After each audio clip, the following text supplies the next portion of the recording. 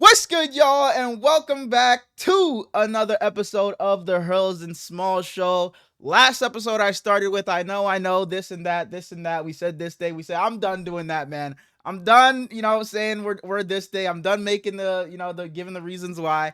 It is what it is. If we don't drop on Tuesday, we're dropping on Wednesday. If we don't drop on Friday, we're dropping on Saturday. I'm sorry. Morgan, I know you texted me. You asked me if the episode's dropping tomorrow. Yes, it is. So you're seeing this on Wednesday, obviously. So yeah, I apologize again for the episode coming out late, but at this point, it is what it is. We're here regardless. But yeah, so I just wanted to get that out the way. But Brady, no. Before we get into that, we have not done it one time this season.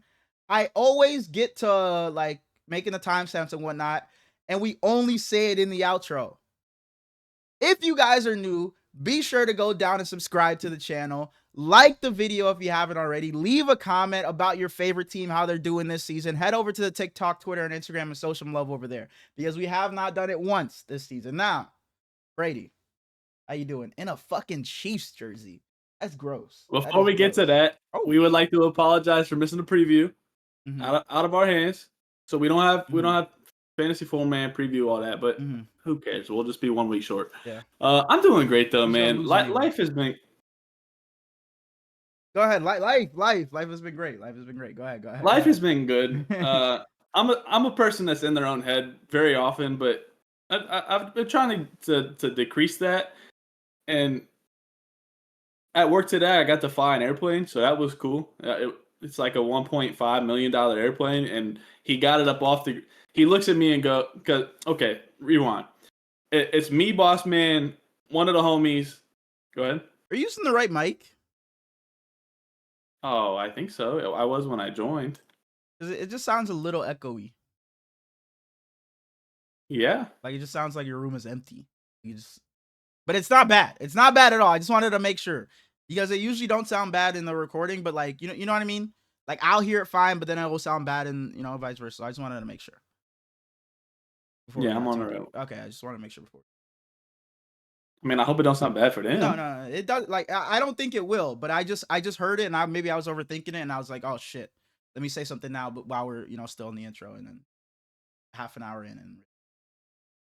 and I appreciate that. Anyways, it's just me, boss man, one of the homies, and then our mechanic today.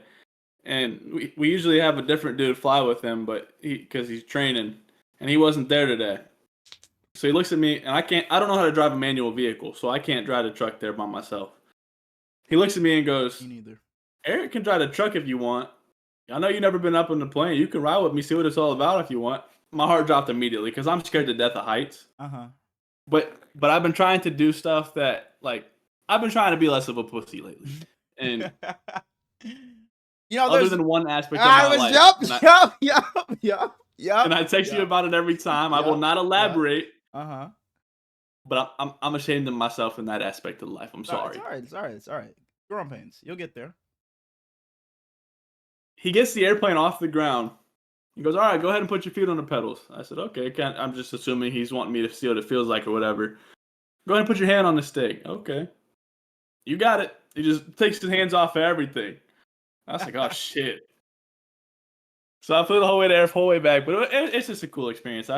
Pilots say it's easy, though. Like, all the, like, buttons and shit may make it look hard. But I always hear pilots say, like, it's easy as hell to fly a plane.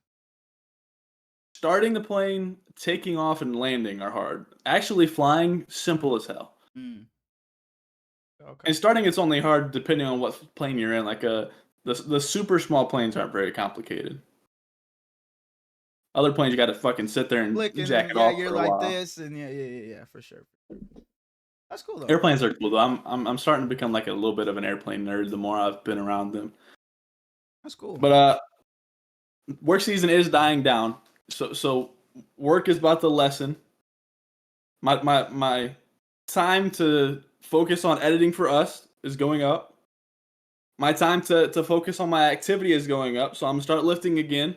I'm gonna start jogging again. I'm gonna get less fat and actually gain muscle finally because I'm ashamed of myself how lightweight I have to do because I'm a little bitch. And that's my 2K time is gonna skyrocket. I will never shame is somebody in the gym. As long as you're in there, bro. It doesn't matter if you're Absolutely. living 5 pounds, 10 pounds, or 100 pounds. And I saw Aaron Donald, like I think it was today, fucking just lifting 115 like dumbbells. Like that shit is fucking ridiculous, bro. Like, what do you need that for? What do you need that for? There's probably 10 people on the planet that fucking need those. But hey, but yeah, I am also the same. Like we've gotten 3 new hires at my job. So my manager was telling me that like our hours are not we're not gonna be working at these 13, 14, even 12-hour shifts as much anymore. Because he said it got to a certain point because obviously his higher ups don't want him to allow us to be working 14-hour shifts. They're like, what the fuck is going on? It shouldn't be taking that long. But we were just understaffed. So he was telling us he was just biting the bullet and just taking the heat from, his upper management because there wasn't shit else we could do. So now we got some new hires and but he said we should be working anywhere from, like 10 hours should be like the new like norm. It shouldn't be anything, 12 or anything like that. Which That's good. I was like, because a 7 to 7, I'm perfectly fine with. I have no problem doing that. Once you start getting closer to the fucking 14 hours or something like that, that's when it's like, all right, get me the fuck up out of here, bro. Whatever stores we ain't finished, that can fucking be handled another day. But like when I clock out and I see 8 hours, 9 hours, that shit do low key piss me off a little bit. Cause it's like I can go another 2, 3 hours, but it is what it is. It is what it is. So I should be a little bit free more as well. 2K. I'll be I, on I'm 2K more too. absolutely. I'm about to play the shit out of that game. Me and my IRL homies just joined like a pro am league type shit, and I don't know if it's gonna Hmm. be like super comp or not. Because if it is, we might get our ass kicked because If you brought your 5 into like a mic tournament, would you guys do well? we're getting a no. Because like if I'm playing with like JoJo Bugs, I'm the fifth best player on the team. Hmm. With my IRLs, I'm our main fucking offensive weapon. And I know it's gonna sound crazy because you know how I play on 2K. When I play with my brother, I think I'm the second best player in our lineup. So we're fucking piss poor dog shit. Yeah, because they're like giving me the ball to try to create something, and I can't create for shit. So we be fucking dog shit when I play with my brother. But it's just fun playing with him because we don't really play often at all. But we be fucking dog shit. I'm not saying we're dog shit at all. We can compete with a lot of teams. It's just like the guys that we be playing with and Mike shit is just different. Because Different. Bug's on that game way more than I am. Mm-hmm. JoJo, same thing. Mm-hmm. And Mari just better than me. He not on the game all the time, but his stick skill better than mine. It's because he's fucking 14. Hey, I think he's 18 now, actually. I think he turned I think 18 he is. this I think year. he's a So senior. shouts out to you, Kamari. No, no, no. He's in college now. He's out of high school. He graduated. He's like in a whole dorm Damn, and shit now. I know we're getting damn, he old. is.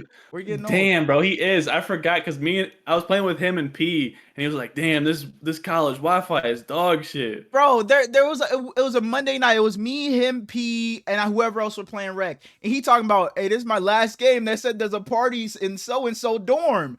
And I'm like, what the fuck? It's a Monday night, Kamar. He's like, yeah, I might have to miss that 8 a.m. class. And it's like, holy shit, bro, dude is really grown. And I just seen a snap memory of I don't know why, but I randomly I took a picture of me and Kamari playing 2K in the park, and I took it because his ass was like 0 for 6, and I was like 4 for 5, and I took a guess because I carried him in that game because he was fucking dog shit, and that shit said I think 2021. I didn't even know I fucking knew Kamari that long. I fucking could have told you I met him fucking a year and a half ago, but like, damn, man, this little community that Mike's built, it's feels like it's shorter than what it's actually been. It's been 4 years since Mike has come back to streaming or whatever. So that's out to you, Mike. Shout out to Mike, man, because P got his own Discord, KB had his own Discord, and like they're a 4-man team and everything. But Mike's Discord is different. Like that's a real thing. Mike has made the NLTB/TTW community bigger than like it's maybe not bigger in the terms of numbers, but made it feel more connected than what it ever was. I think so. It's a I real think big shout out for Mike. number wise, it's heavily influenced by KB and For Pierre. sure. For But sure. like connectivity, I think Mike has done the most. Continuity, yeah, for sure. Like people bonding with each other and friendships. It's 1,000% Mike. It's Like 1,000%. I would genuinely consider Ant and Prado and Plug like genuine homies. For sure, for And sure. Yeah, motherfucker, I met you from from Mike. Mike. Damn, Yeah, that's crazy. yeah. There's like, let me not say hundreds, but hella people that are I call friends. You, Boogs, Kamari, Morgan, Prado. I've met Morgan. Morgan and I plan to go to the TTW show together. We took pictures with the guys together. Like we literally stood in line together, and we walked into because it's usually one person at a time. Me and Morgan walked in and took the pictures together. So just shit like that. So It is cool. So shout out to you, Mike. Except one guy. ISO. Fuck you. Damn. All right, let's move on. He beat me in fantasy this week. So yeah, ISO, fuck you. I still hold a grudge from when he bust our ass in that tourney. I'm gonna hold that grudge for a little while longer. Because he didn't deserve it, because Tiger fucking lagged out. Tiger lagged out, ISO. It's not your win. Fuck! Right. Anyways. That was on Haywood anyways. That doesn't even count. I'm Wiggins now. I'm thinking about making a Gabe Vince Smallz build. I be seeing you fucking put and Smallz Wiggins and it be fucking killing you. Because it reminds me of Devin. Like Devin be on some Cardevo Anthony, Devin Durant. That shit be fucking killing me, bro. I think me and him started that shit at like the same time. I think we like were killing me. I love Devin, bro. Like I hate Devin, but I love Devin with my whole heart. Exactly. That's exactly how I feel about Devin. Fucking hate the guy, but I absolutely love him. Shouts out to you, Devin. I think that might be my favorite clip of myself from this podcast. When Kevin first took it, where I said, Devin, fuck you. And seeing it out of context, I love it. When Kevin just drops it, when Devin just says some stupid shit, I love it. Bro, I fucking miss Kevin on a game. I don't ever get to talk to him. And all he does is play poker. No, he says he don't even play poker like that, apparently. So I don't even know what he does on a day-to-day basis anymore. I really don't. He said he wasn't buying 2K, and he stood 10 toes down on that. And I can't get mad at him because I didn't buy 2K last year. So last year was shit, though. This game actually fun. Yeah, this game, I've been playing hella my career, bro. I'm in the playoffs right now. Literally before, like, an hour before. Well, I just played the key games. It's not like I played all 82. But, like, I'm even having fun playing my career. I'm on the fucking Pacers right now, and it's just like the IRL matchup. We're playing the Bucks in the first round, and we're the 5 seed, so we were the underdog going into the road, and we whooped Giannis' ass. We're up 2-0, heading back to fucking Indy. We're rewriting history. Tyrese Halliburton ain't blowing his fucking Achilles, and we're going to win the fucking championship, man. My career been hella fun, so yeah, man. I've been having a good time on 2K, and you know when I played the couple of times in like with the guys in the rec or whatever, it's been fun too. What's out to 2K? 2K funny because not even 2K, just my younger self. That Pro Am league that we started, it was started by my brother's cousin, and he's known me for a long ass time at this point. And we did a little 3-game series against them just before the league even started, just to play. And I was busting their ass. And I I called myself and Smallz Wiggins, and I was sending gifts of Wiggins and shit like, this the guy you let bust your ass. And he goes, why you ain't got a Justice Winslow build? Like, that was the first thing he asked, bro. And Justice Winslow. Why don't that you? That defined me for so long. Oh, it doesn't define you anymore? You're not like a huge Justice Winslow guy? I love Justice Winslow. I always love Justice Winslow, but like, that's the first conversation. That's how I knew of you. Like, even before I met you, like fucking peas behind the scenes on the podcast, it's Smallz and fucking Justice Winslow. That's the first conversation P and KB ever had of me, because P knew me as Lee from Instagram Lives, and KB knew me as Smallz from Twitter. And they was talking about Justice Winslow, and they were talking about me at the same time. Yeah, this guy fucking Lee loves him. Yeah, this guy fucking Smallz loves him too. And they realize it's the same fucking guy. I don't think they ever even realized it, like, put it together. I think Pierre was talking, he was like, is that Lee? And KB was like, nah, it's Smallz. And it was fucking me at the same time. That's hilarious. But my response to his cousin was, Justice Winslow too good to make a build of. Let's get into football. Let's get into football.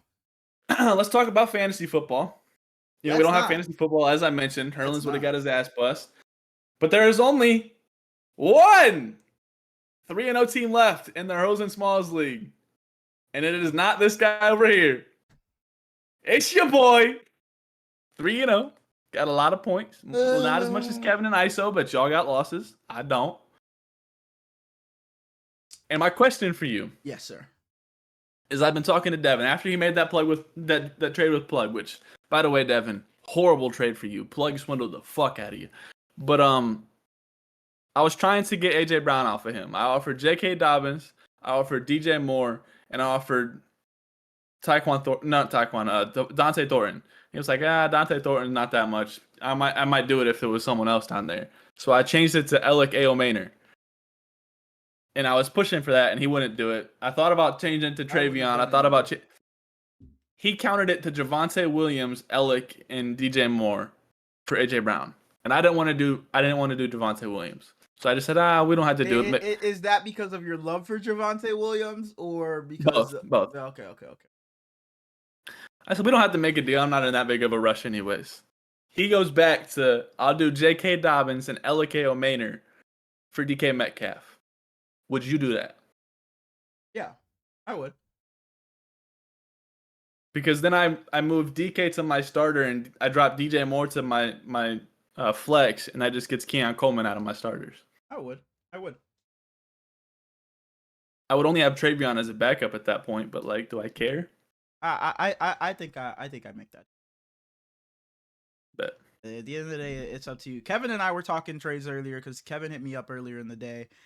He was talking to me about his tight ends. He was trying to get off of, not because he like wanted to upgrade a position, but he just because he has Keenan Allen on his bench every week. So he was like, I saw him say that. Yeah, so he was just trying to find a way to get him into the lineup. We were talking about that. We had a little bit of talks about Ashton Genty and Brock Bowers, and nothing materialized. He said he'd get back to me after he hear some other people, but yeah, man, my fantasy team, we did end up losing this week.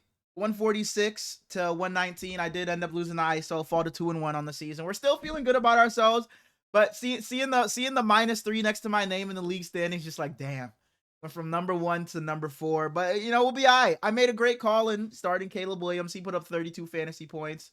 CMC has been our rock this entire season. He's been the guy for us because he just catches everything out the fucking backfield. Had like 10 receptions for 88 yards, so that got us hella points. Hasn't been a great runner this year.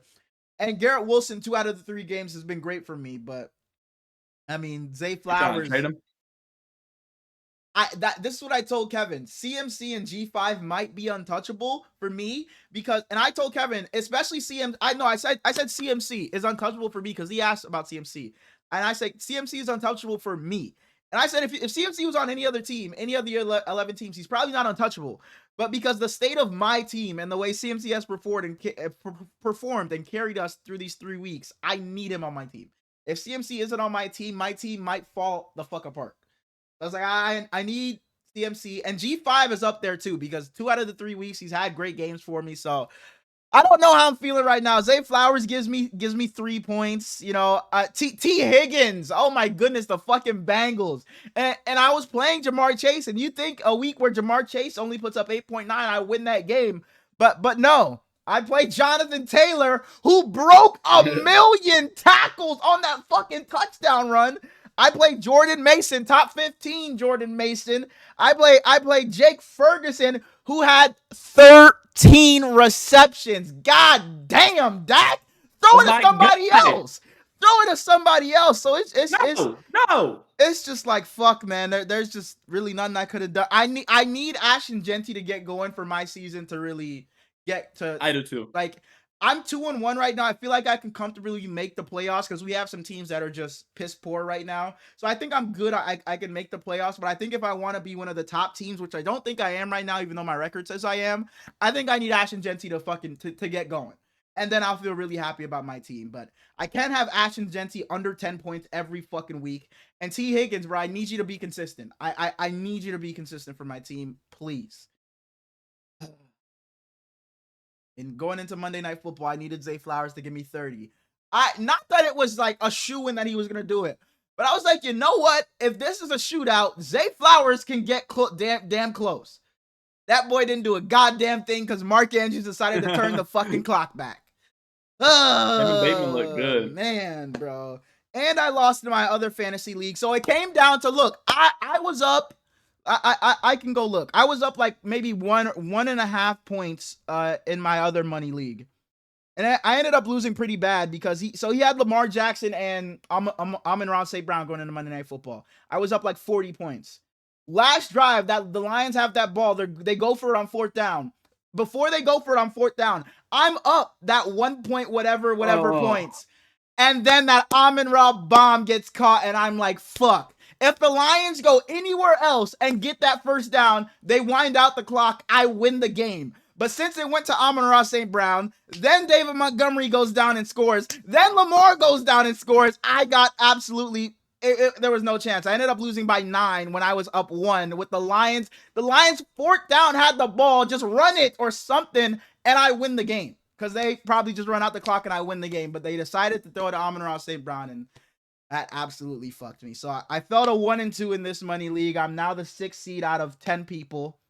That's still playoffs, I think, because I think, yeah, it's top 6 make the playoffs in this league. So we're not scrambling right now because we're only 3 weeks in, but it's not looking too hot. And I picked up Sam Darnold in this league because Brock Purdy was my quarterback, but he got hurt. Then Justin Fields was my quarterback, then he got hurt.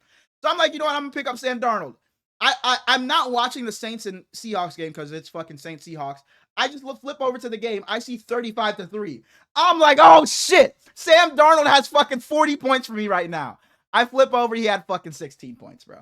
It just wasn't my week in fantasy. It just wasn't. It's not bad though. No, not at all. It wasn't my week. You know, it is what it is. We'll bounce back next week. You know, I'm expecting, you know, wins in both of my leagues, but you know, it is what it is. We get Brock Purdy back, our QB1, and you know, we'll take it from there. So I'm still feeling good about fantasy football. It's funny you had that conversation about Garrett Wilson because I had the exact same one with Reese. He put Bijan on the block. I was like, I would like Bijan. So I sent him a little offer. He said, this is pretty much dog shit, but I can send you a counter offer. And he said, who on your team is untouchable? And I said, I'm not trading Derek no matter what. And I said, Garrett Wilson he's touchable, but he's about as far away as you can get. Exactly. And he just pretty much said that we weren't going to be able to make a deal, which it's whatever. I'm 2-1. I beat Austin this week. I think I'm the 6th best team in the 12-man. So I don't know. I'm feeling comfortable about myself. I got league then. If 2-1 gets you the 6th seed, that's a pretty decent league so far. 3 weeks. CJ Stroud's been my quarterback, so I'm not scoring a lot of points. Hey. 3 weeks in, it's time for a fucking change. You gave him 3 weeks. It's time for a fucking change. It's time for a change there. I was looking. I'm thinking about Geno. Don't hate it. Is Brock Purdy out there? He's coming. Somebody probably dropped him off of. I'm not being serious because somebody probably dropped him because he got hurt. Brock Purdy he can stay out there. Okay. Like, I'm just trying to give you some fucking options and you just fucking shitting. I was thinking about Jackson Dart. I don't hate it, but I would pick him up, bench him week 1, see what he looks like, and then go from there. But I don't hate that. Maybe try and go get Malik Neighbors now that Jackson Dart is out there. I know Kyron has Malik Neighbors on that he ain't fucking trading. You ain't trading with Kyron. KB put in the chat today, somebody make a fucking trade, and they all started going crazy. Like nobody, there was like 7 people saying nobody wants to trade. If 7 people saying it, then I mean, at that point y'all just making bad offers. Yeah. And at one point KB goes, and Kyron treats every one of his players like they're fucking Randy Moss. And I just lost it, dude. I can definitely see him doing that. So that doesn't surprise me at all. I love when P starts talking about Kyron because he always goes, "Hey, shorty." He always does the shorty. And I was listening to the most recent episode, and he was talking about how Kyron calls him God, and it just I love Kai, bro. Fuck you, Kai. All right, let's get into some football. All right, let's get into the episode. Yep. First thing we got after fantasy football is the quarterback corner. My honorable mentions this week, text by bad opponents. You know, I always got to mention them. Good games, even though they were playing these fucking bozos. I have Josh Allen against the Dolphins. I have Daniel Jones, and I have Sam Darnold. Sam Darnold played the Saints, and Daniel Jones played Titans. The Colts. The Titans. Holy shit, I couldn't think of it. At number 5, I have Mac Jones. Really? 27-41. He didn't have the best game. But if you told me that Mac Jones has to throw the ball 41 times, I'm thinking, damn. We gonna talk about Mac Jones. We gonna fucking talk about that boy. My boy. Our boy. We gonna fucking talk about him. So I'm not mad at this, but I'm just surprised he got it. He snuck into the top 5. And it's slightly in, like, Mac, you played good week 2. You were serviceable week 3. It's kind of like a here damn award. But 27-41, even though a lot of them were checkdowns to McCaffrey, his little touchdown to use check on the left side was pretty much a gimme. He was wide open, dick out. and his interception was absolutely horrific. But he talked about it in the post game press. He was like, "Wait, did the guy make a good play?" He was like, "No, he didn't make a good play. I just threw it right at him." And I love that energy from Mac. I absolutely love that. It was funny because he so. did too. Yeah, he's like, "I threw it right at him. Terrible. I mean, congrats to him for catching it, but I threw it right at the guy." Yeah, it definitely was, that throw. But I like it. Mac at 5. Number 4. I have probably the second best quarterback in the entire league, Baker Mayfield. He threw you have Herbert 19 for 29. 19 for 29 with 233 passing yards and a touchdown. He didn't look phenomenal, but that fourth quarter was good. He had some good plays with Buka, especially once Mike Evans went down, and he had 4 carries for 44 yards. Number 3, I have this weak ass little boy in the in Los Angeles for the Chargers. I got Justin Herbert, the MVP. Low key, probably so far. Absolutely. It's him and DJ. Yeah. That's crazy. That's crazy. It is. But that thing you put $1 on Daniel Jones. Not going to be there at the end. Justin Herbert. You put $1 on Daniel Jones MVP odds before the season started. Multi-millionaire. You could probably cash out right now for fucking sure. For a good thousands. Bit. Yeah, for sure. I hope DJ keeps it up, man. Number 2, they hadn't needed him at all through the first 2 weeks. It was like, damn, is he ever going to do shit? I think week 2 he had 104 yards. One of my really good friends picked him to win their MVP. I don't know what the fuck dude was thinking. Kind of like when he picked the Vikings to win 2 games. Jalen Hurts threw 21 for 32, 226 passing yards, 3 passing touchdowns, 9 carries, 40 yards, and a rushing touchdown. He did everything. This was his MVP performance. They don't win this game without Jalen Hurts. They needed him. Absolutely not. I mean, him and AJ. AJ was amazing. And Jordan Davis, I guess. Fast as hell, Jordan Davis. Dog, he took the fuck off. Bro, that game was so... Bro, I flipped over because I was watching the fucking Browns and Packers. So I'm like, and they both of those field goals were happening at the same time. Okay, I'm like, okay, let me just look at let me see if the Browns will win this game real quick. They upset the Packers, and I see the Browns hit it. They start celebrating. I flip back over to Rams Eagles. I see Jordan Davis in the end zone talking about some this. I'm like, what just happened, bro? What a game!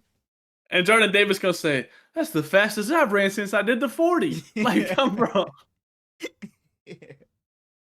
Easily best quarterback performance of the week, in my opinion, was Caleb Williams. Absolutely showed his ass. 19 for 28, 298 passing yards, and 4 touchdowns. He did whatever he wanted to them weak ass Cowboys defenders. Weak ass Cowboys. Weak ass. Honestly, the weak ass Cowboys team this week, except for Javonte Williams and Jake Ferguson. Can't be mad at you for it.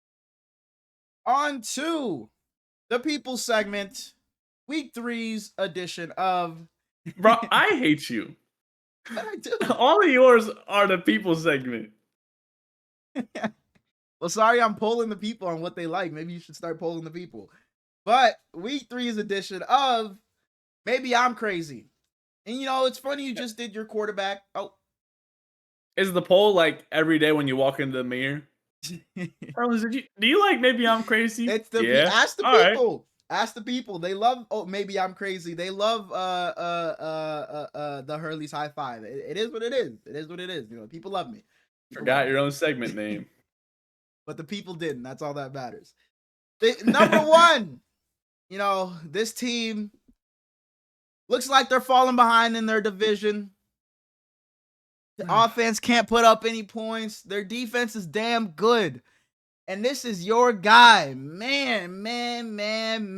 Maybe I'm crazy. But the Houston Texans are missing the playoffs. I think so. Damn. There's just nothing to cling on to on that offense. The line is atrocious. You trade away Laramie Tunsil with no backup plan in mind.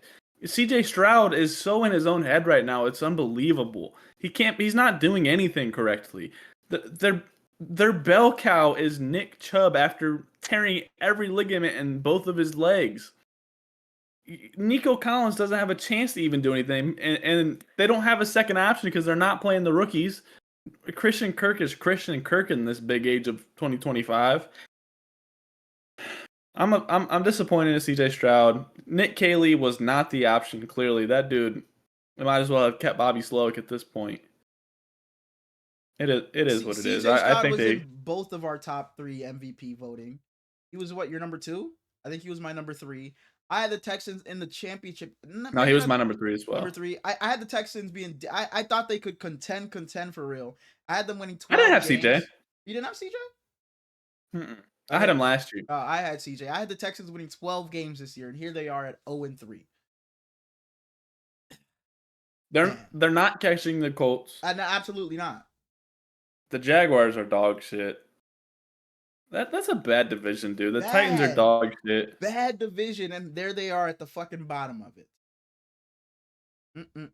Tied at the bottom. Tied at the bottom. Not where you want to be. Tied at the bottom because Brian Callahan. We'll get to the Titans. He's fucking bogus as hell, dude. All right, on to my second take for this week. So last week I asked you.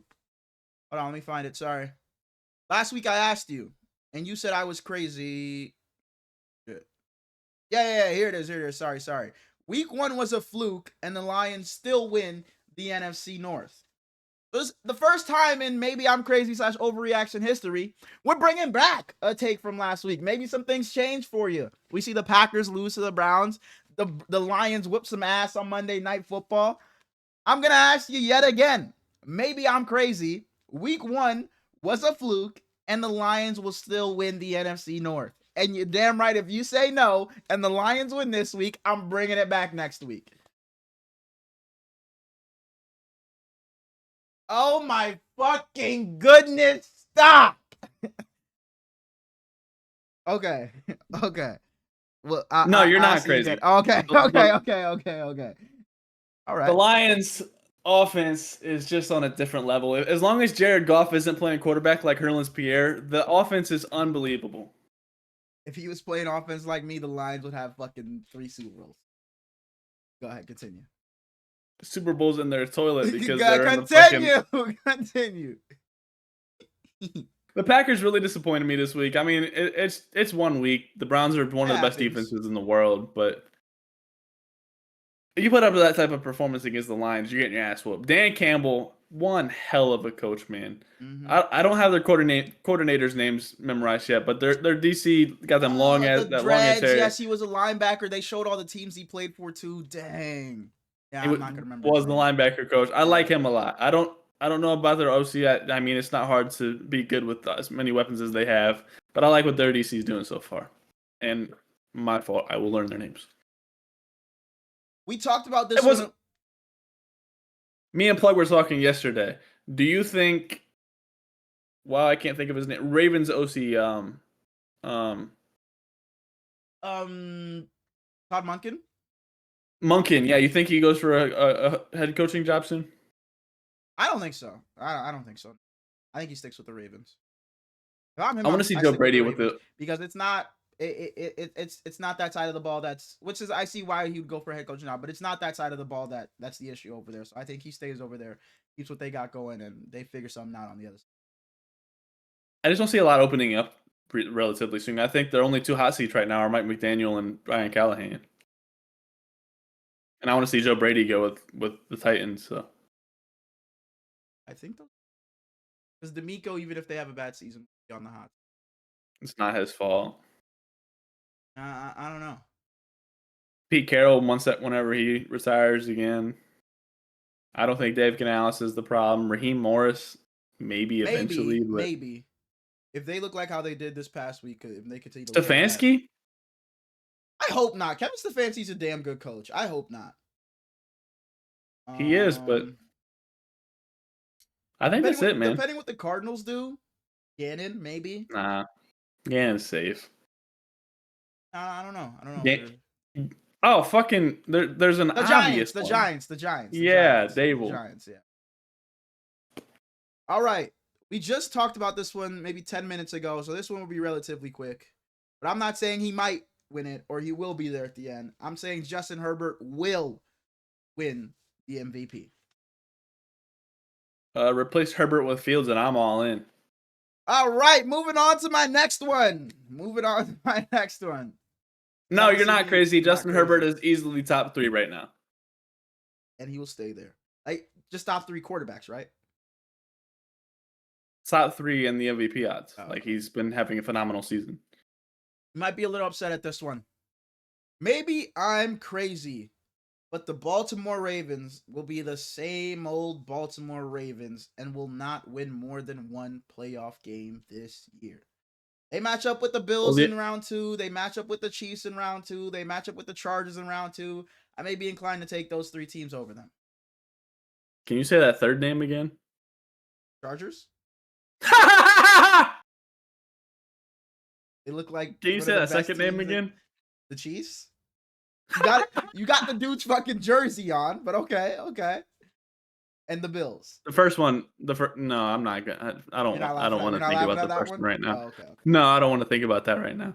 But so win one game. You said won't win more than one. Won't win more than one game. So are we assuming they're a wild card? I'm just kidding. But we're assuming they're not. They're not the. Yeah, they're not. They're not getting They're the. not they don't have a bye. Yeah. So they'll beat So they're whoever winning. gets in. Yeah, maybe the Steelers or whoever get in. They'll beat them. Yeah.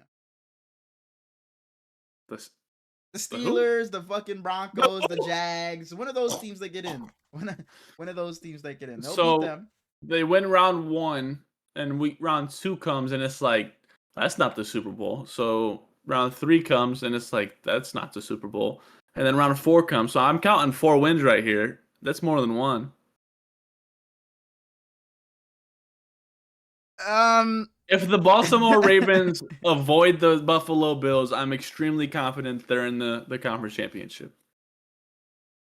All right, and if they avoid the Buffalo Bills in entirety, you're confident they're in the Super Bowl. Yes. All right.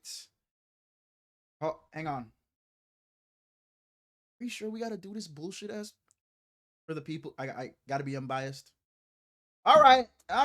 The commish stepped in. I didn't want to read this one out because I think it's some bullshit. But for the sake of, because if this were any other team, I'd be asking it.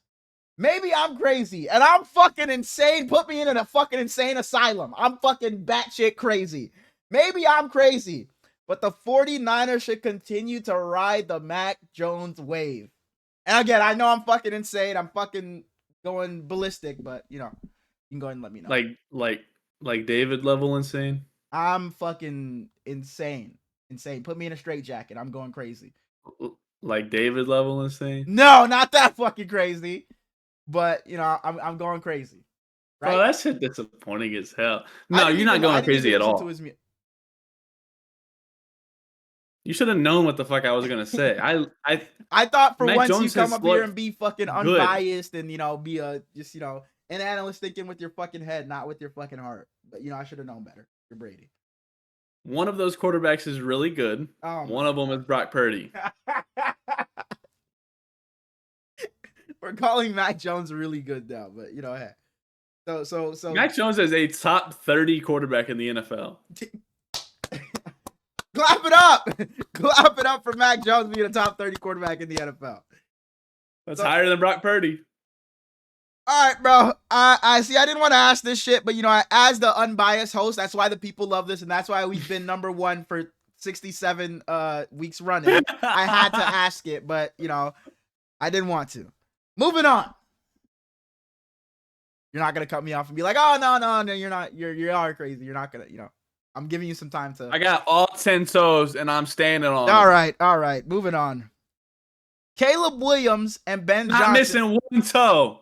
Caleb Williams and Ben Johnson have found it. Maybe I'm crazy, but Caleb still leads the Bears to 9 wins. So they've played 3. The Cowboys. They've played the Vikings. Who'd they play last week? That's when they got throttled by the Lions. Lions put 50 on them. Lions, yeah. So they have another loss against the Lions. They have another loss against the Vikings and 2 losses to the Packers. Wow. That's 4 right there. So that means they'll be 1-6. So you're saying how many more losses could they have? 8? Yeah, they can only have 2 more losses. Yeah, if they lose out in the division, won't happen. Who they beating? Nobody. Just so I'm crazy for this one. I don't think you're crazy because I like the Bears and I think they can put a little streak together outside of their division, but I don't see them winning against any of their division opponents. So I mean, it's just going to be hard for them. And we knew that coming into the season. We both said that. Yeah. Okay. Okay. Vikings came back after the Bears looked better than them, and the Lions just put it both to ass like I would against you in a 1v1 basketball game. But I think that they got some confidence back this week against the weak ass Cowboys, and they should continue to have that as long as they can, not get too deep in the gutters against the Packers. All right. Last one. Maybe I'm crazy, but despite losing this weekend to the Eagles, the Los Angeles Rams are the only legitimate threat to the Philadelphia Eagles in the NFC. They're the only team that can knock them off in the playoffs.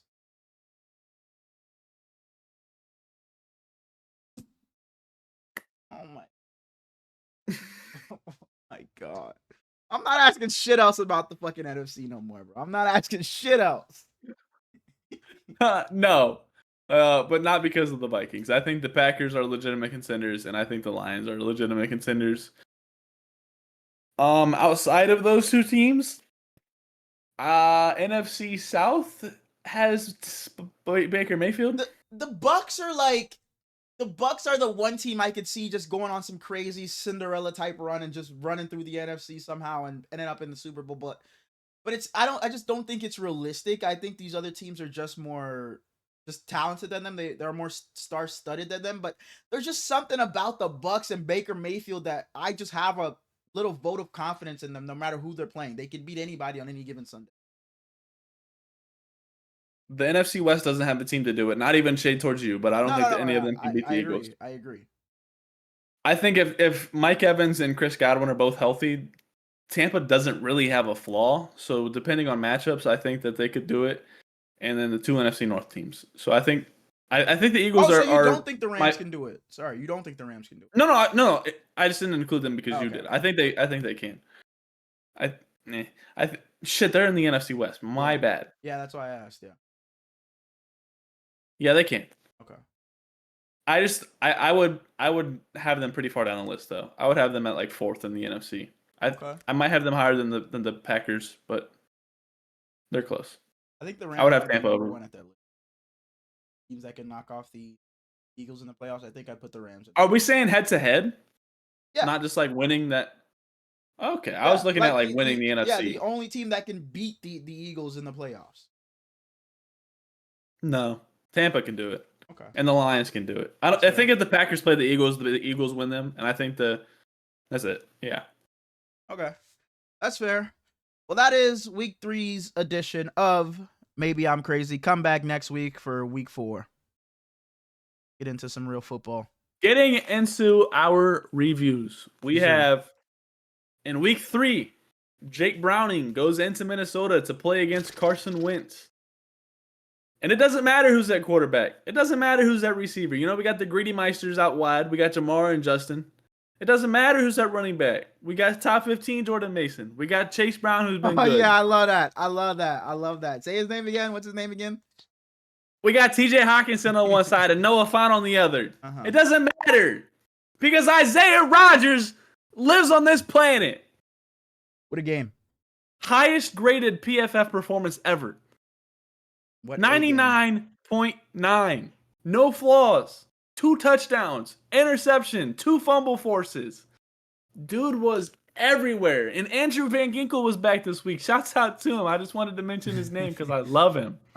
Christian Darrisaw is night and day between this offense. If he's there and if he's not, there's so much different. And maybe you give a little bit of it to Carson Wentz. Carson Wentz made some plays across the middle, solid. and I saw a reporter on Twitter saying maybe they stay with Carson Wentz all season. Shut your fucking mouth. I think that's goofy as hell. Yeah.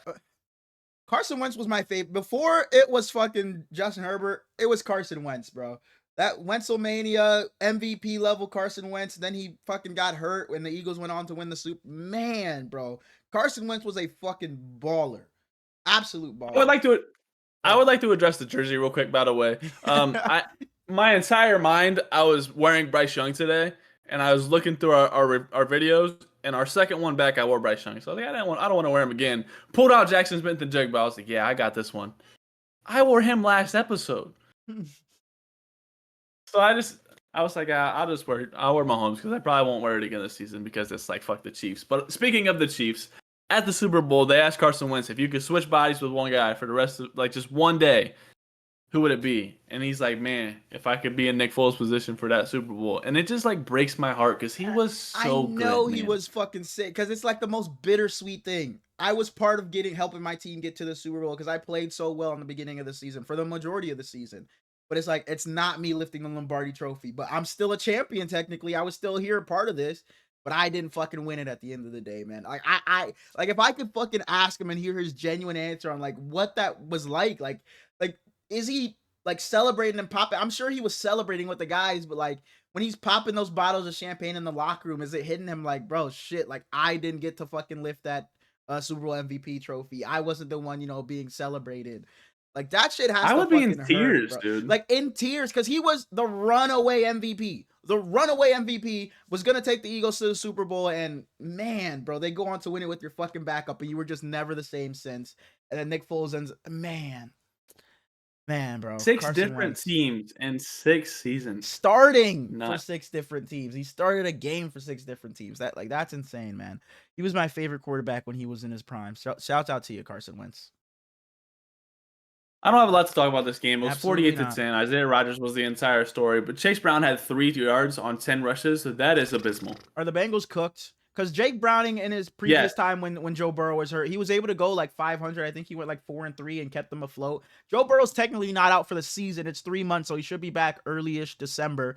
So if Jake Browning was able to go like 50 or like 500, even a game under That's 500, 11 games. you give Joe Burrow a chance maybe. But after what I saw in this game and the previous game, he is turning the ball over crazy. Everybody was turning the fucking ball over. So I do think the Bengals are fucking cooked in that. It sucks to say because it seems like the Ravens are gonna have the freest fucking, no matter how bad they play, it seems like they're gonna have the freest division win right there. Like it does not it does not matter if they lose to the Chiefs next week or anything like that. Because they're in a division with the Steelers, the Browns, and a team without Trust. Joe Burrow. Roger, I think it's time we shake up the divisions, man. I'm tired of people getting fucking Mickey Mouse cakewalks to the fucking playoffs, man. Make these motherfuckers earn it. We older. We don't have much to talk about anymore. That shit hurt to hear, dude. Justin Jefferson saying that, but about him and Jamar Chase, like that friendship was everything at LSU, and it's like it makes sense. They've drifted apart, but it's just sad to see because they're number 1 and number 2 in the entire league at receiver. Nobody else is even close, in my opinion. Ricky Pearsall. Ricky Pearsall isn't even number 1 in the NFC West. Okay, well, yeah, he Or went to number fucking 2, or Puka. number 3. I guess Devontae can still have it. I guess. Don't tell me you're talking about fucking Marv. Don't tell me you was talking about fucking Marv ass. You better The other fucking give him Buckeye. some fucking bars when you The other Buckeye. The other Buckeye. JSN. I already know Yeah. JSN. I already knew, but I was figured the other one was Devontae Adams. This is fair. Which is fair, but yeah, I don't got shit else to say about this game. Vikings look good. You talk about Isaiah Rodgers. Carson Wentz looked fine in this game, but the Bengals, man, y'all absolutely fucking cooked. Yeah. Shamar, you might as well have just sat out and got redrafted to a different team. Absolutely.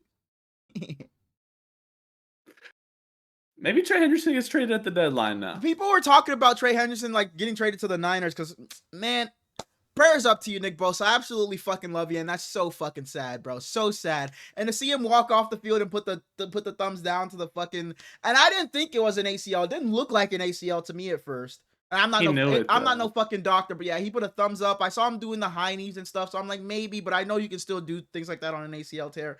But maybe, it's just he's out for the game. He tweaked it, but damn it, yeah, that hurts. A clean tear, so we'll see you next season. And he was playing so damn good, bro. So damn good to start this season. He was so clutch for us down the stretch in both of our first. He was on pace for DPOY through 3 weeks. Aiden Hutchinson might have something to say about that. That boy, but yeah, man, Nick Bosa, get well soon. I know a guy that picked Aiden Hutchinson to win it You this did. year. I was thinking about you. You did, and I was like, I don't know how you'll look off the, but you did. So I'll give you your credit. We'll talk about more about both Next when we up, get to the night. Yep. we have an AFC South battle Mm-hmm. that made me want to throw up every time I looked at it. Mm-hmm. Because both of these quarterbacks were supposed to be generational, Mm-hmm. and they both looked like Herlin's Pierre. And they CJ were Stroud fucking has been generational. CJ Stroud has been god awful. We already talked about him. We don't have to harp on that Texans. We'll get there. And the Jaguars, Trevor Lawrence hasn't been the problem, but like his receivers aren't doing it. They were like Parker Washington hasn't dropped a pass yet this season. Dropped several. Brian BTJ. Thomas Jr. has. I mean, they might as well put Stooge in his jersey out there. He saved his numbers by that fucking big One play catch. at the end, exactly. But he's been bad the entire season. You said Trevor Lawrence hasn't been the problem, but I wouldn't say he's been the answer either. It's not like he's been marvelous. Now, I'm not saying that you were, but yeah, the Jags are 2-1, but it might be. Let me not say fake is 2-1 because 2-1 is just 2-1. It doesn't really mean much. It's only 3 weeks in. But even then, they're not as good as the fucking 2-1 team, bro. This team is not good, and it disappoints me. It really does. It disappoints me because I really want Trevor to take that leap. I expected BTJ to come back and look like the player we saw in his rookie year. Travis Etienne has somehow found that previous Travis Etienne, exactly. So it's like I expected more out of this team. Two. Shout out to him. I put a bid in for a waiver thing in for him, a waiver claim in for him. But the Texans. You talked about CJ Stroud. I'm not here to harp on CJ Stroud. He has not been good, but it's the fucking offense in its entirety. It is everybody. Nico Collins can't fucking get the ball, can't do anything because he doesn't have any help next to him. CJ Stroud is running for his fucking life, and when he did get the ball, he's fucking fumbling. You can rant on them, and Nico Collins, if you're watching this, we're not putting any blame on you because when he gets the ball, he's been phenomenal. He gets he's their only person he has. Nico, we love you. Sorry, keep going. CJ. Their run game is non-existent because you talked about they're relying on Nick Chubb, the guy that got his knee absolutely blown to fucking smithereens. Dare Ogunbowale, bro. And then is Joe Mixon just supposed to come back and be the save when he gets back? Is he's gonna just turn this offense around? It's Nico Collins. Is he coming back? It's Nico Collins and nobody else out there. That offensive line is me, you, my brother, Dark, and Suge blocking for CJ Stroud. And CJ Stroud, I understand maybe you're having some trepidation because that offensive line has been so bad. It's like you're second guessing yourself. But CJ Stroud, can we at least get Joe? CJ Stroud, my brother, you got to be better as well. I have some numbers here. The Texans haven't scored 20 points yet this season, by the way. They have not scored 20 points. CJ Stroud has not thrown for 250 yards since last season, week 11. Week 11 of last season, CJ hasn't thrown for 250 yards. Everything is bad throws on this offense. There were drops. The penalties were terrible. CJ Stroud was under pressure all game. No run game. I already talked about it. The offense overall is terrible. 119 yards through 3 quarters. Like, what the fuck is going on in Houston? For you to be in what is probably a bottom 2 division in the NFL, and you're 0-3 sitting down there with the Titans, while the Colts and Daniel Jones are 3-0, and Trevor Lawrence is 2-1, and now it looks like you're going to miss the fucking playoffs because the percentage of teams that make the playoffs or that are 0-2 is like fucking 12%. I don't know what the percentage is for 0-3 teams, but it has to be significantly lower. So the Texans probably don't make it. With a defense that's this elite, you have CJ Stroud, who's supposed to be an elite level quarterback, Nico Collins, who's an elite level talent out wide, and you're not going to make the playoffs. D'Amico Ryans, who's a coach who should be able to galvanize the troops and is a leader of men, seems like he's not doing too damn good of a job. They just released CJ Gardner-Johnson. The Texans are an absolute fucking mess right now. For you to be 0-3, it's beyond me how this team is 0-3, not being able to put up 20 points yet. 20 points. My goodness, bro. The Texans are bad. And like looking at their roster, I don't understand how they're this bad. I don't expect them to be good with this world beaters with this roster, but 0-3 is fucking ridiculous. CJ Stroud, I know it's not all your fault, but the guy you showed us in your rookie year was a guy that's at times is going to be able to, you know what? I got us. I'm going to backpack us. Even though I got fucking 120-pound guys blocking for me, it looks like, I'm still going to put my team on my back, and we're just not going to lose this game. That's the guy you showed us in your rookie year, but we haven't seen that in over a fucking year. So CJ Stroud, I'm going to need you to get it together, get out of your own head, and realize the damn player, how good of a player you are. Because please, this is fucking bad. The playoffs are probably out of the picture for y'all, but just put something good on fucking tape on offense for once. Please. Can I tell you why they look so bad? Their offensive line was going to be bad regardless. But the people they're putting on the field makes no sense. You got Nick Chubb out there as your RB1. Cool. Dameon Pierce, week 1, week 2, should be your clear RB2. Why is Dare Ogunbowale playing so much? And no slander to him at all, but his fumble in week 1 pretty much cost them the game. If you don't like Woody Marks, whatever. I think he should be the clear to cut RB2. Play Dameon Pierce. Dameon Pierce was hurt this week. Ogunbowale pretty much got benched, so Woody Marks was RB2. Why did that take 3 weeks to figure out? I don't know. Why was Justin Whalen? Christian Kirk comes back this week. Justin Watson gets benched completely. And Jalen Wells still playing like no snaps. Jaden Higgins is getting outsnapped by Xavier Hutchinson. Like, what do you spend such draft picks on for them to sit on the sidelines? Like, you have these talented rookies who at least have a chance to help you. Jalen Noel's elusiveness is amazing. And he's just on the sidelines with Justin Watson out there doing nothing. It's bad, man. They made the Jags defense look good. And the Jags defense has turned people over. The Jags have 9 turnovers forced this season already, but they're not a good defense. And you would think they're fucking amazing the way the fucking Texans look. It's getting ugly in Houston. And little fun fact, Travis Hunter played more defensive snaps than he did offense this week. He played 41 defensive, 39 offensive. I saw that they were giving Parker Washington more snaps because he was playing defensive. CJ, I would like to give you your last saving grace for me is that Mr. Potato Head is calling your plays. So maybe they get Rex out there, maybe they get Slinky. I don't know, but Mr. Potato Head, not the right signing for offensive coordinator. Man, something has to change in Houston because people were talking about CJ Stroud as being a top 5 guy after his rookie season, and that's why I'm always like, let's not rank fucking rookies too high. He's number 6. Boy, he is clawing to be in the fucking top 10 this season. But hey, let's move on. He's fighting to be number 26 right now, and I can't blame you. Next up, we have the MVP, the most valuable player of the league, going against the number 1 overall pick in Nashville, Tennessee. Indiana Jones. Oh, okay. Cam Ward threw one of the most ugly interceptions I've seen in a while. Him and Michael Penix had 2 of the worst interceptions I've seen in a fucking. Boy, Michael Penix, holy shit. Cam Ward's was fucking like he just lofted it to fucking Kenny Moore. Just didn't even fucking see him. It was really bad. It was really fucking bad. But the Colts. Oh, go ahead. In replay, it looks bad, but Kenny Moore was sure. kind of hidden behind. In replay, Pollard. It looks fun. I watched it like 3 fucking times. Like, bro, what the fuck was Cam Ward doing there? Like, it looks fucking terrible. But I yeah, saw a tweet. I think Nico responded to it, and it was like the nonchalant gimmick, man. And he's back there, he looks and just lofts it. Just lofts it. It was disgusting.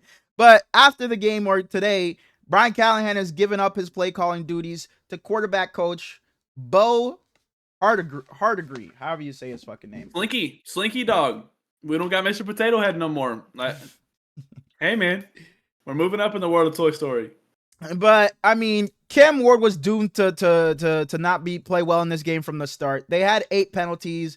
They had a point in this game where the Titans called a timeout, the Colts called a timeout, then somehow they come out and the fucking Titans have a delay of game. How do you let that fucking happen? I don't fucking know. Brian Callahan, what the fuck is going on that you allow Cam Ward to go out there after 2 timeouts, back-to-back timeouts, and allow a delay of game? Cam Ward was under pressure the entire game. And I didn't expect the Titans to be much in this game, but it wasn't pretty. But I think that's more so in part due to the fucking Colts. I guess they are legitimate and they're going to run away with this division. Because Jonathan Taylor, I said it in our last episode, it looks like the best running back in the fucking league. And my goodness, That touchdown run, he's spinning off of people, breaking tackles, getting tackled by his ankle, jumping out of that, and taking it to the fucking crib. You know, last year you wanted to drop the ball at the fucking end before you got to the end zone. I was hoping you did that or on Sunday. I was praying you did it, but you didn't. But and Daniel Jones has not turned the entire team has not turned the ball over this year yet. Daniel Jones is playing turnover-free ball, playing it safe, taking what the defense is giving him, getting Michael Pittman involved. Michael Pittman, I had so much stock in you like 2 years ago. I had to sell the shit because you just were giving me nothing, and now I look like a complete fucking jackass. I should have fucking kept it. I should have fucking kept it because who knew the answer was Daniel fucking Jones, man. Daniel Jones, I hope you guys keep this up. I hope this isn't the Raiders of not the Raiders of last year. Yeah, the Raiders of last year or the fucking, oh no, it wasn't the Raiders, the Saints of last year. Sorry, the Saints of last year and that fucking, the Panthers when they had Sam Darnold and they started real nice those first 3 games. I hope this isn't You shut up. because this is a talented We don't fucking bring roster. up Sam Darnold. You're right. Because this It is for damn sure, good for roster.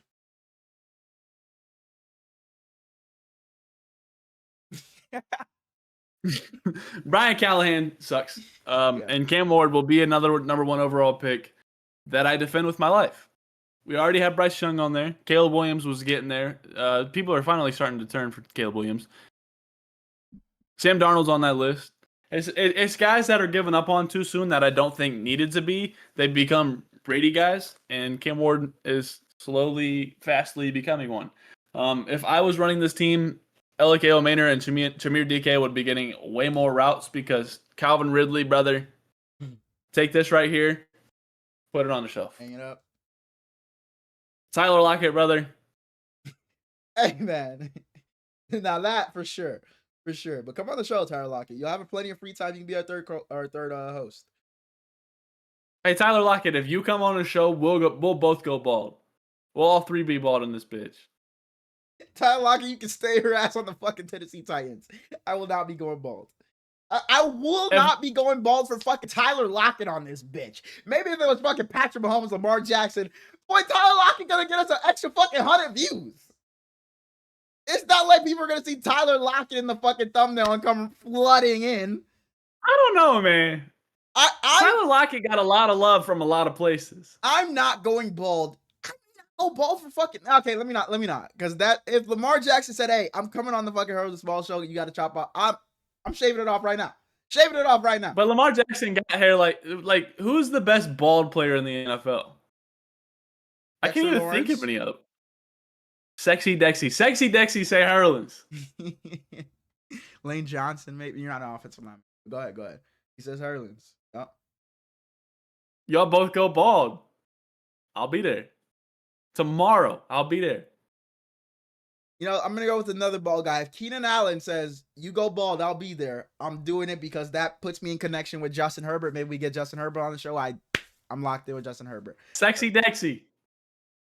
I don't know if I'm doing it. I may only do it for the top, like the first of all, like the quarterbacks primarily and the elite of the elite. Like and the more recognizable guys, because Dexter Lawrence is elite, probably the best defensive tackle in the league.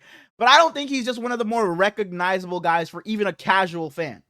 Like if I brought a fucking random person that's never watched football in their life, I show them Patrick Mahomes, they're gonna know who that is. You know, the Chiefs, Travis Kelce, and Taylor Swift and all that. If I show them Joe Burrow, they're gonna know who that is. If I show Lamar Jackson, Josh Allen, Justin Jefferson, Jamar Chase, somebody like that, Saquon Barkley, they'll know who that is. I don't know if Sexy Dexy is recognizable enough for us to bring in the the random viewer for me to shave my head for the one-off. The one-off episode, the one-off. Absolutely. You're not looking at it correctly, though, because he's getting us in the door of the NFL. That's just our first step. That's what I thought of. Whenever I think of it's like, okay, bro, even if we interview the fucking, like, we just talk to, like, a fucking practice squad guy. We're in the first round for the Cardinals, and I'm going to of you. Hello? Hello? Hello? Speak? Hello? Oh, there you go. You sound better now. What happened? Never mind. You don't sound better. Sound better. Speak? Should I leave? Yeah, you probably. Wait. No. You look like you're in sync now. Speak. Hello, hello, Okay, hello, yeah, you're hello, good now. hello. You're good now. You're good now. We're bear with us. Bear with us. But what were we? Yeah. Even if it's a like, I definitely thought about that. Even if we interview a lower tier guy, that just gets in the door. Cause like, hey, bro, I know if you had a great time with us, let some of the teammates know, they can slide through, chop with us with the. So that I understand that, but I don't know AJ to go Dillon. bald.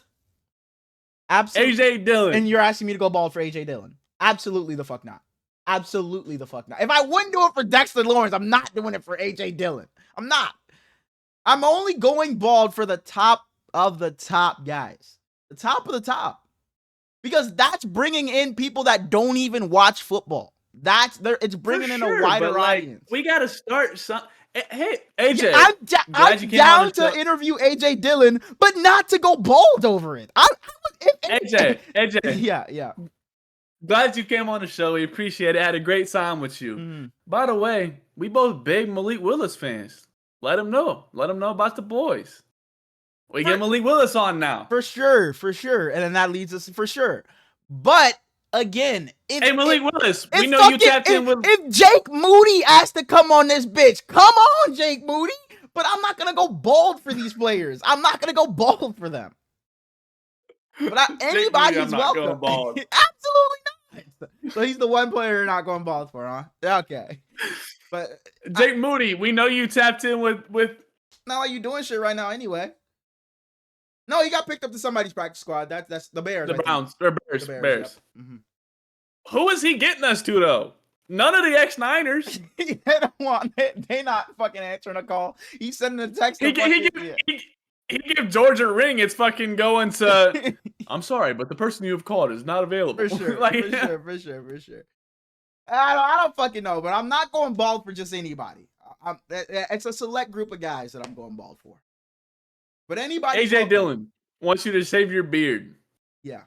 To come on the show? No hair, just the beard. The beard, come on, because it'll grow back in 3 fucking weeks. So yeah, the beard, come on. The beard, I'd do it for most of the NFL. Come on.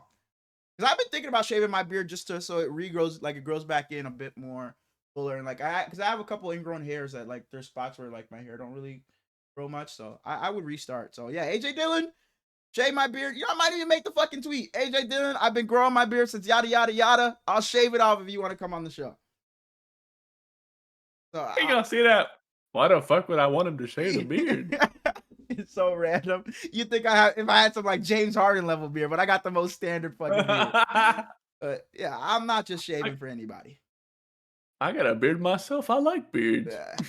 But AJ Dillon, come on, man. Come on. You seem like a fun guy. This is the most crazy fucking tangent of all time. What game let's get back to football. Because again, like we always do, this gonna be a quick episode. Here we are. My shit says an hour and 16 minutes, but I started a little early, so we're an hour 10 into this shit. We've got through fucking 3 games.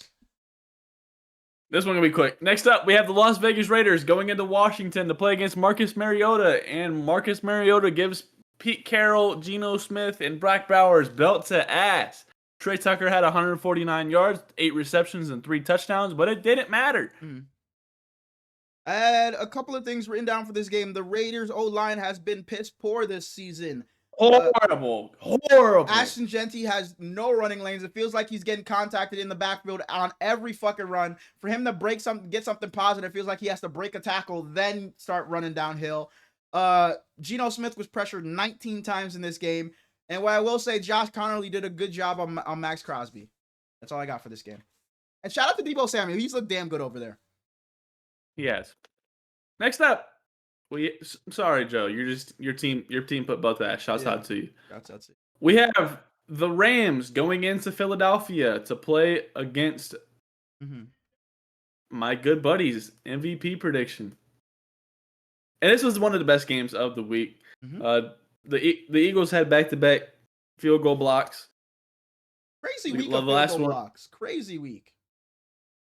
Last one, Jordan Davis gamed, put the ice on it. Jalen balled and AJ Brown balled. The Rams looked okay. Still don't like Kyron Williams. Yeah, my brother, like, I'm not huge on the Rams. I really never have been. I never bought into the hype that they were just some big and bad contender. This game, maybe made me a bit more confident in them. But even then, still, even if they would have beat the Eagles, I still don't know if I would have been that much more confident in them. I just am. I don't know what it is. But I'll start with the Eagles first. Jalen Hurts was great in this game. They don't win this game without Jalen Hurts. They tried to get things started where they with any team would do. You have Saquon Barkley. Sorry, you have Saquon Barkley. You're gonna try to get things going on the ground. But Jalen Hurts in this offense has AJ Brown and Devontae Smith. We don't always have to start the game off with just trying to get Saquon going and try to just get him as many carries as we can. We can air the ball out every now and then. You know, we have two studs at wide receiver. Jalen Hurts can throw the ball. We don't have to wait until, oh shit, we're down 26-7. We have to throw now. So let's just have Jalen Hurts throw as much as he can and get the guys involved. We can start the game doing that. We don't have to just run Saquon into the fucking ground. But yeah, do you hear my brother fucking screaming right now? I was gonna say because I think he's playing 2K. That's not a stop. I think he's playing 2K or something. But yeah, his ass is screaming. The Eagles had 33 yards of offense in their first half. It was 212 to 33 in terms of yards. Like I said, the run game wasn't working, and Jalen Hurts had to step up. But in terms of the Rams, like you said, I'm not a fan of Kyren Williams. I'm not a fan of that I'm glad it picks up in here and not in OBS because I have sound suppression on in OBS and it doesn't pick it up, but it picks it up in Discord. But Kyren Williams, we're neither of us a huge fan of Kyren Williams, and I feel like this offense, not that it's necessarily the worst thing ever because they're two studs. Puka Nacua is like a top 5 guy, and Devontae Adams is one of the greatest ever. So I just feel like it's super crazy. Bro. I just feel like it's super just dependent on those two. And I feel like if either one of them just tweak an ankle, tweak a knee, and are out for a game, this offense is just not going to look anywhere near as good. So I think they're just a bit too reliant on those two receivers, which again isn't a bad thing because they're both studs. What's up? Puka Nacua out of BYU. If one of them goes down, who steps up? Jordan Whittington. This offense is gonna be some fucking dog shit. Let's move on. But I like what I saw from the Rams, though. I like what I saw from them, and you know I still do think they're the class of the NFC West, and they're still obviously contenders. I like what I saw from the Eagles. I had gotten pretty down on the Eagles after the first 2 games, not because they were losing or anything, but they were just like, this isn't really not the greatest win. It's not like you dominated anything, for sure. And they showed out this game. Next up, you got this. We have the Atlanta Falcons going into Carolina to get absolutely fucking throttled by Bryce Young. Absolutely fucking throttled by playoff performer this season, Bryce Young. Continue. I don't got shit to say after that goofy ass fucking state. I want more from Rico Dowdle. I want more from Chuba Hubbard. I want more from Trevor Etienne. But I like what I'm seeing from the Panthers. Bryce Young, the defense was better this week. There's not even much to say about the Panthers, dude. The Falcons were just dog shit. It's the Falcons. The Falcons were absolutely fucking terrible. Michael Penix was some fucking dog shit. Michael Penix was fucking beyond awful. He was piss fucking poor. I talked about Cam Ward's interception. Fucking Michael Penix right there too. That shit was fucking nasty. That was nasty. Michael Penix was like, I think it was 16 for 32 in this game. Couldn't do a damn thing. They had to get away from the run game because they just fucking got throttled. This was disgusting on all fronts. And to the team I gave so much praise to and their defense and their pass rush just a week ago, my goodness, way to make me fucking walk everything back. Way to make me walk everything back because this was fucking putrid across the goddamn board. Ew. Go ahead. Hey, bro. Y'all can lose. Everybody's going to lose eventually. You can get the brakes blown off of you. I get it. If you make me watch Kirk Cousins one more time, I'm going to lose my mind. You know what's funny? Don't play him on the fucking field! So I was working. This was maybe... The game was on Sunday, obviously. So maybe this was Friday or Saturday. I was working at a Wawa. It's a gas station by me. I don't know if you know what it is, like a gas station convenience store type thing. I was in the cooler stocking up. One of the Wawa workers was in there. He's like, oh, because I was wearing a 49ers hoodie because obviously it'd be cold in there or whatever. He's like, oh, are you a Niners fan or are you just wearing the hoodie? I'm like, no, I'm a Niners fan. He's like, oh, so you watch football or whatever. We started talking about the Niners, whatever. And he was like, oh, at least you're not, my team. I was like, who are you a fan? Are you a Dolphins fan? He's like, fuck no, I'd never be no fucking Dolphins fan. I'm not that down bad. He's like, no, but I'm a Falcons fan. And he goes, man, I wish Kirk Cousins was still playing, man. I think Kirk Cousins can win us and help us get to the playoffs. And I'm like, what the fuck is this dude talking about? And I could tell from some of the start swinging. I could tell from some of the things he was saying, he wasn't the biggest fucking, football knower.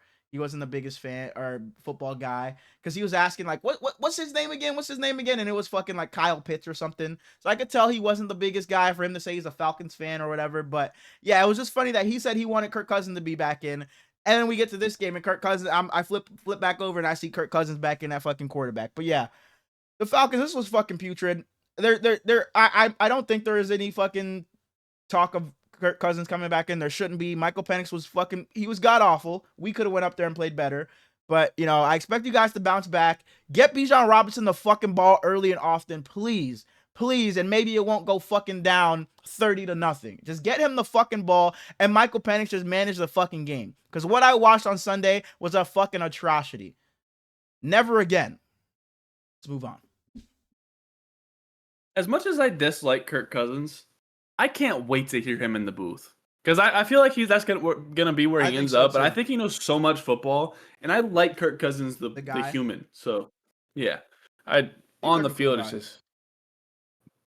Other than making Stefan leave. I still love him. Oh, this game? I was just about to say, this game? We have Pittsburgh going into New England and beating the Patriots 21-14. You see that? Oh, man. Steelers. Man. Don't have a single thing written down. Ramondre Stevenson probably loses a lot of snaps next week. Mm-hmm. Travion Henderson should see more. Drake May has been pretty much a top 10 performer so far this season.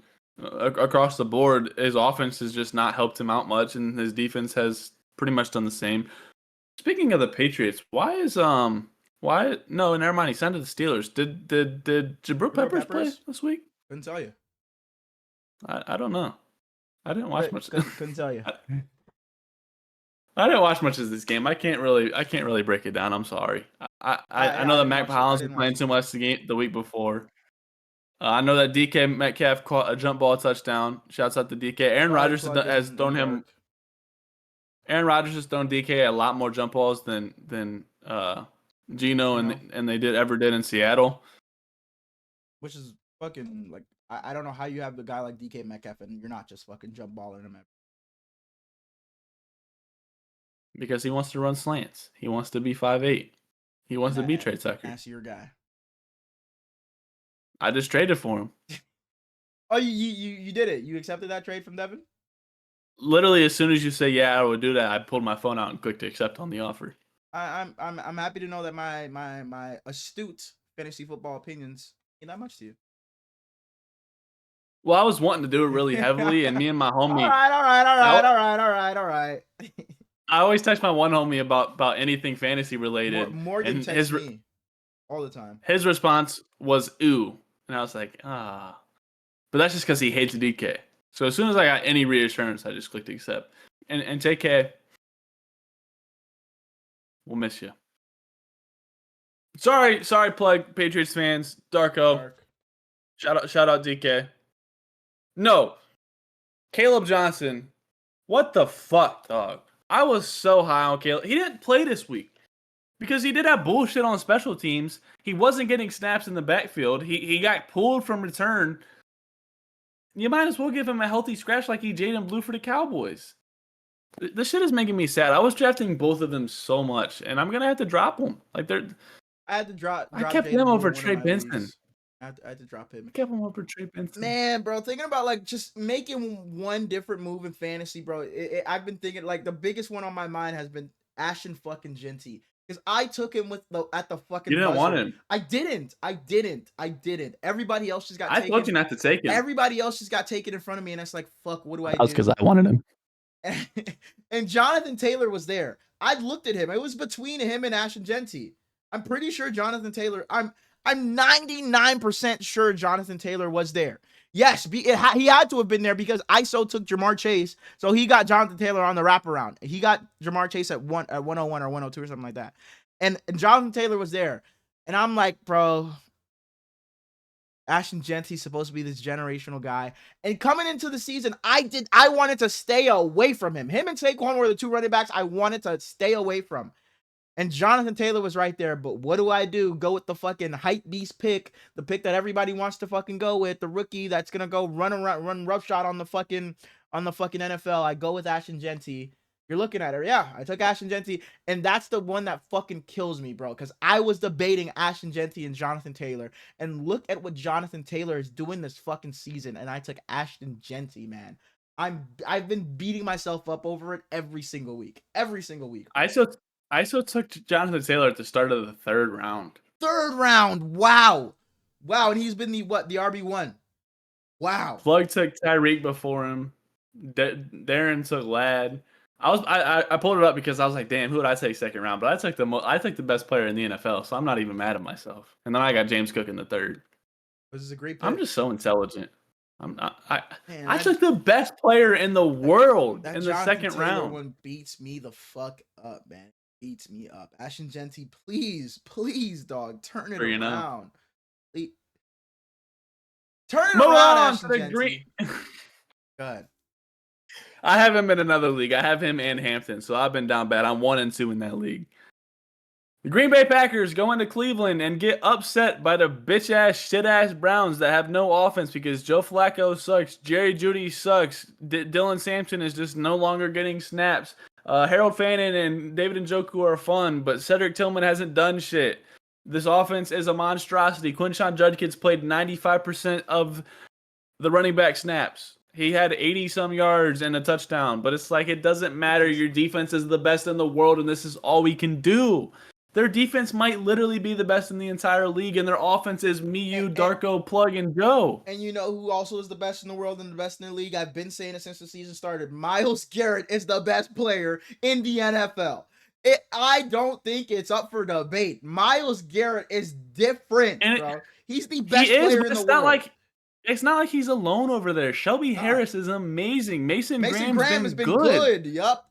And their secondary, Grant Delpit, Greg Newsome, fucking Denzel Ward. They have that defense is fucking elite. If they just had a fucking crumb of an offense,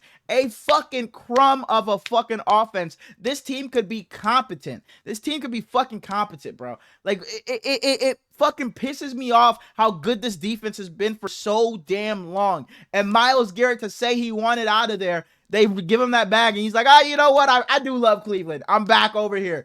They draft Mason Graham, and they are fucking elite. The Browns have been in every game they've played in. If you look at the box score of their game 2 loss against the Ravens, you look at 40 to whatever it was, 40-8, and you're like, holy shit, they got obliterated. But that game was tight early on. It was 0-0 for the longest. Yeah, I was nervous. They were in that game. They held Derek to nothing. To nothing. And then the Ravens just poured it on late because the Browns just couldn't muster anything on offense. But they have been in every single game. And to see them win that game, I was so happy for Joe Flacco because he got up off that bench and just did the hardest fucking fist pump. He was so happy to win that game. So I was happy for him. But man, if they just had a crumb of a fucking offense, this team could actually fucking not compete, but be competitive, man. And it just pisses me off because this amazing defense is going to waste. And I had to look his name up because I couldn't remember it. This has all been without Jeremiah Owusu-Koramoah. Mm-hmm. Okay. He's phenomenal at linebacker, and he hasn't been there. And I have literally nothing to say about the Packers, but that's just because they got shut down. The Packers, it does give me a bit of trepidation. I'm not saying the Packers aren't a fucking contender or anything, but Jordan Love and that interception was bad, and I just don't want to see Jordan Love reverting back to that fucking those bullshit ass late game. I'm just fucking trying to make some shit shake interception. But it is what it is. It happens. But what I will say for the Packers on the positive side, nobody has benefited more than with the Micah Parsons edition than fucking Rashawn Gary. He's been absolutely balling this year. I think he's up to 4.5 sacks, had 2 on Sunday. He's been loving Micah Parsons being over there because it opens the game up so much for him. So Packers are still going to be just fine. They're not. They don't drop off at all in my mind. But the Browns, man, Browns fans, I feel sorry for you that you have such an elite defense, but this is the offense that they're paired with. Moving on, we have the Jets going into Tampa, 3-0 versus 0-3. Tampa just sneaks out a win at the end. Chase McLaughlin kicks the game-winning field goal. Baker drives them down at the end. Emeka Egbuka was very clutch. Mike Evans had gotten hurt. But the story before that is Will McDonald blocking the field goal attempt. They were down. They came back out of fucking nowhere. Out of nowhere. Like, literally. Bro, I flipped back. They were down.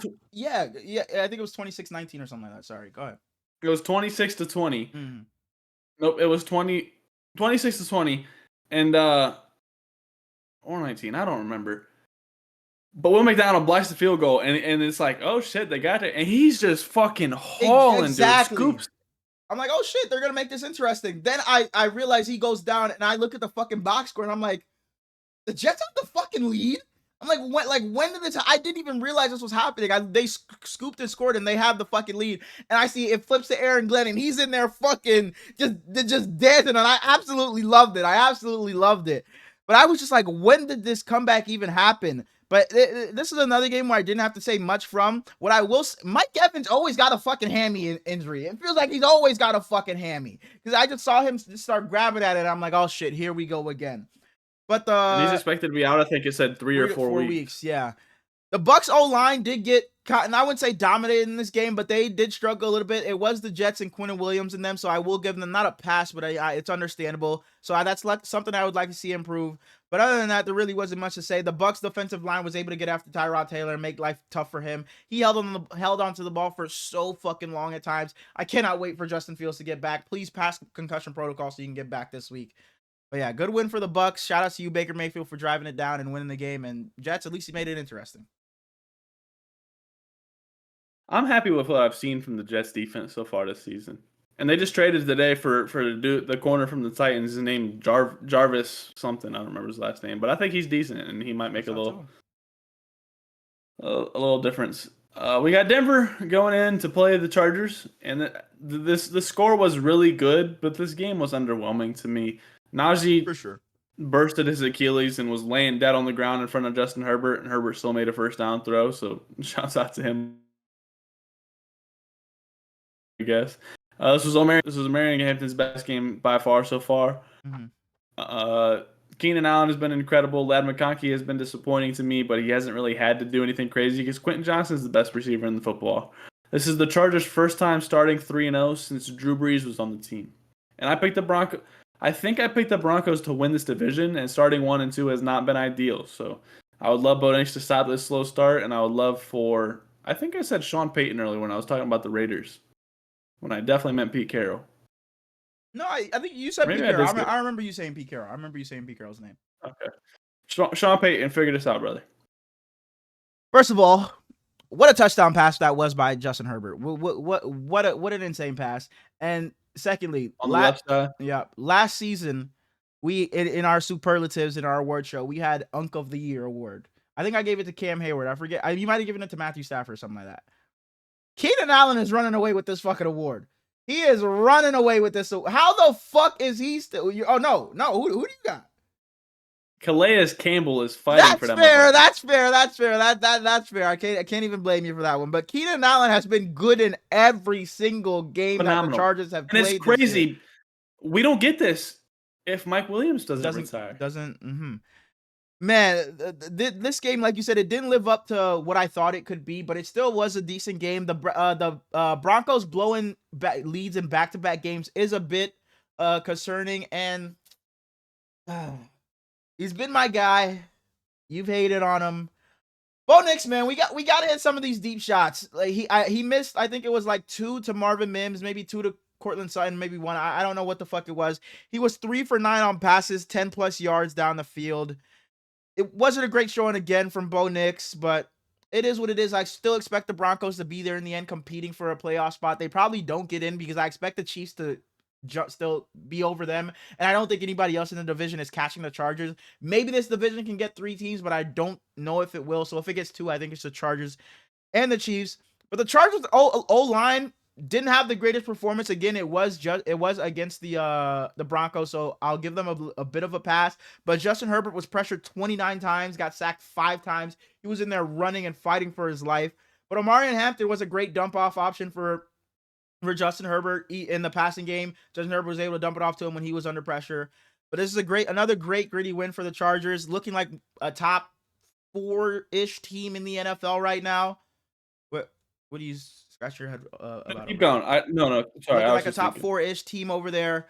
Justin Herbert's been making plays. We said he's probably the MVP right now. He's having Quentin Johnson looking good. The resurgence of Keenan Allen. Lad hasn't been phenomenal, but they haven't needed him to be yet. And Omarion Hampton just had the best game of his young career. So I like what I'm seeing from the Chargers. The defense has been elite. So I think they're going to continue to run away with this, with the AFC West. The AFC is super top heavy. You said you don't know if they get 3 teams in Super this. top heavy. The North is getting 1. The Bengals, Browns, and Steelers aren't making it. The East is getting 1. The Patriots, Jets, Dolphins definitely aren't. The South, you got the Colts, the Texans. Maybe if they turn it around completely, I think the Jags can get in. I think they can get in. But I think the West gets 3 pretty easily. That's fair. I can't say you're crazy at all because I expected the Texans to be better than what they are. So I don't think that's crazy. And I expected the Bengals to, but they lost Joe Burrow obviously. So that's not crazy whatsoever. Next up, I have one sentence. We have the 0-3 Saints going into the 2-1 Seahawks at 4:05, losing 44-13. It was 35-3 at halftime. I said, okay, I'm not tuning in again. Yeah. So Jackson Smith-Njigba had a touchdown in the first touchdown of the game. Quick hitters. I have the Saints just got unlucky that they played their first 3 games were all against the NFC West, and they haven't played the best team in the NFC West yet, being the Rams. So they just got absolutely fucked to start the season. Sam Darnold has been damn good at making plays outside of the pocket.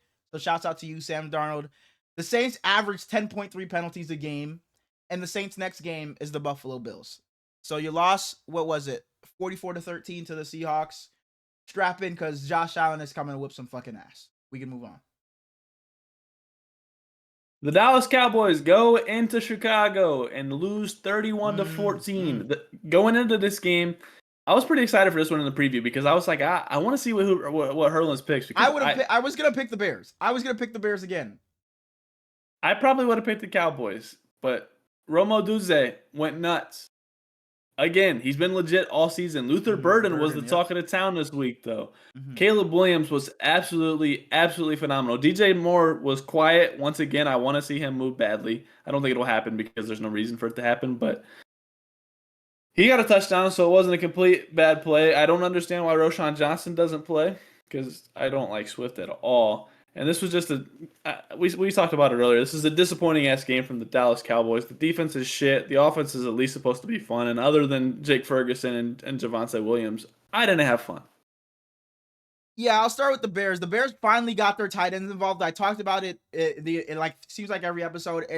Colson Loveland was the talk of the town in Chicago. They were going to come in and he was going to be such a big part of their offense. It seemed like Cole Kmet was going to be run out of town a bit, not as involved. But they got their tight ends involved in this game. You already talked about Luther Burden. Caleb Williams had 249 passing yards in the first half. He was absolutely amazing. You saw a bit of everything in the Bears offense. They had some deep plays. They had a trick play in there. They had the run game look good. The Bears just did whatever they wanted to the Cowboys, and the Cowboys defense, my goodness. A couple of years ago or last year, whenever it was the Cowboys run defense that was fucking piss poor. Now it's their fucking pass defense is god awful. Trayvon Diggs, you got hurt in this game, but my goodness, even when you were playing, you've been fucking shitty. Been absolutely shitty. And now you have been playing hurt.